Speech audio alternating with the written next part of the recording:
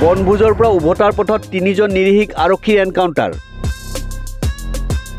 হাঁহখাতি বনাঞ্চলত গাড়ীৰ পৰা নমাই তলমুৱাকৈ মাটিত পেলাই আৰক্ষী অধীক্ষকে নিজ হাতে গুলিয়াইছিল শদিয়াৰ দীপজ্যোতি নেওগ, বিশ্বনাথ বৰগোহাঁই, মনোজ বুঢ়াগোহাঁইক।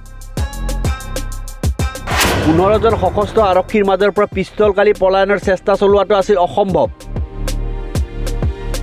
ৰাজ্যত সংঘটিত ভুৱা সংঘৰ্ষক লৈ সুপ্ৰিম কোৰ্টত শপতনামাত বিস্ফোৰক তথ্য।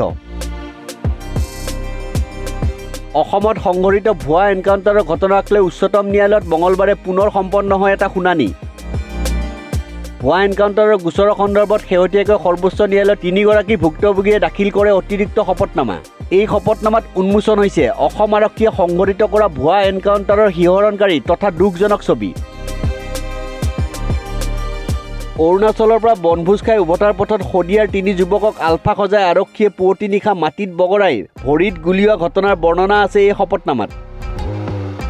ভুৱা এনকাউণ্টাৰৰ বিৰুদ্ধে এইদৰে ভুক্তভোগীয়ে শপতনামা দাখিল কৰাত সৰ্বোচ্চ ন্যায়ালয়েও বিষয়টোক লৈ কঠোৰ স্থিতি লোৱা দিশটো প্ৰতীয়মান হৈছে।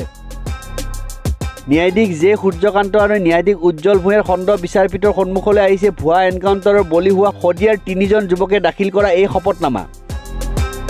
শপতনামা দাখিল কৰা নিৰীহ যুৱক আৰু তেওঁলোকৰ আত্মীয় কেইজন হ'ল তিনিচুকীয়া জিলাৰ শদিয়া থানাৰ অন্তৰ্গত 1 নং চপাখোৱা গাঁৱৰ দীপজ্যোতি নেওগ, এনকাউণ্টাৰৰ বলি হোৱা শদিয়া থানাৰ অন্তৰ্গত নিজৰাপাৰা গাঁৱৰ মনোজ বুঢ়াগোহাঁইৰ পত্নী প্ৰিয়ংকা বুঢ়াগোহাঁই আৰু শদিয়া থানাৰ অন্তৰ্গত চপাখোৱা গাঁৱৰ বিশ্বনাথ বৰগোহাঁই।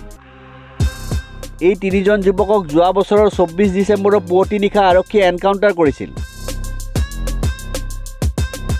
যুৱককেইজনে আলফাত যোগদান কৰিবলৈ যোৱাৰ পথত শদিয়া আৰক্ষীয়ে ভৰিত গুলিয়াইছিল বুলি প্ৰকাশ পাইছিল। ইয়াৰ পিছত তেওঁলোকে কেইমাহমান কাৰাবাস খাটি চিৰদিনৰ বাবে ঘূণীয়া হৈ সম্প্ৰতি জামিনত মুক্তি লাভ কৰিছে। 3জন যুৱকৰ শপতনামাৰ তথ্য প্ৰায় একেই, কাৰণ 3জনকে একেলগে আটক কৰিছিল আছাম ৰাইফলছে। ইয়াৰ পৰৱৰ্তী সময়ত শদিয়া আৰক্ষীয়ে তেওঁলোকক জিম্মাত লৈ ভৰিত গুলিয়াইছিল। ভুৱা এনকাউণ্টাৰৰ বলি হোৱা শদিয়াৰ 1 নং চপাখোৱাৰ মিলন নগৰৰ নবীন নেওগৰ 29 বছৰীয়া পুত্ৰ দীপজ্যোতি নেওগে শপতনামাত দাখিল কৰা তথ্য আছিল এনেধৰণৰ। 2023 চনৰ 23 ডিচেম্বৰত তেওঁ বিশ্বনাথ বৰগোহাঁই আৰু মনোজ বুঢ়াগোহাঁই নামৰ 2 বন্ধুৰ সৈতে অৰুণাচলৰ বনভোজস্থলীলৈ গৈছিল। বিশ্বনাথ বৰগোহাঁইৰ মাৰুতি কাৰখনত গৈছিল তেওঁলোক। সন্ধিয়া 6 মান বজাত বনভোজস্থলীৰ পৰা তেওঁলোক মাৰুতিখনেৰে ঘৰমুৱা হৈছিল।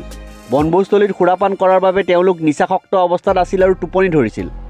গাড়ীখনত ইন্ধনো কম আছিল, সেয়েহে পথৰ কাষত গাড়ীখন ৰখাই 3জন যুৱক শুই পৰিছিল। গাড়ীৰ ভিতৰত শুই থকা অৱস্থাতেই নিশা প্ৰায় 9 মান বজাত অসম ৰাইফলছৰ দল এটাই তেওঁলোকক আটক কৰি শিবিৰলৈ নিছিল। শিবিৰত অসম ৰাইফলছে তেওঁলোকক আলফাৰ লিংকমেন বুলি অভিহিত কৰিছিল আৰু কেইজনমান যুৱকৰ ফটো দেখুৱাই তেওঁলোকক চিনি পায়নে বুলি প্ৰশ্ন কৰিছিল। 3 নিৰীহ যুৱকে উক্ত ফটোকেইখনৰ ব্যক্তিক চিনি নাপায় আৰু আলফা নহয় বুলি দাবী কৰিছিল।